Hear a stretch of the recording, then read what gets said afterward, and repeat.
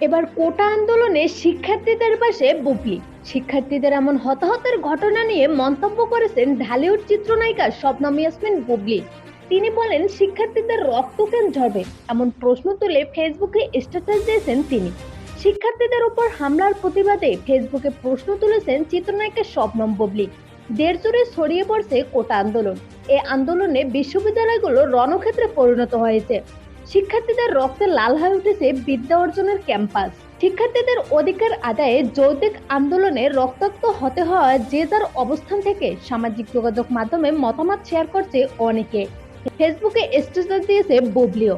শিক্ষার্থীদের হামলার প্রতিবাদে প্রশ্ন তোলা বুবলি ঢাকা বিশ্ববিদ্যালয়ের ছাত্রী ছিলেন। নিজের ক্যাম্পাসের শিক্ষার্থীদের রক্তাক্ত দেখে ফেসবুকে তাই ক্ষোভ প্রকাশ করেন অভিনেত্রী। তো ভিউয়ার্স, বুবলির এমন মতামতকে আপনি কি বলেন জানিয়ে দিন কমেন্ট করে।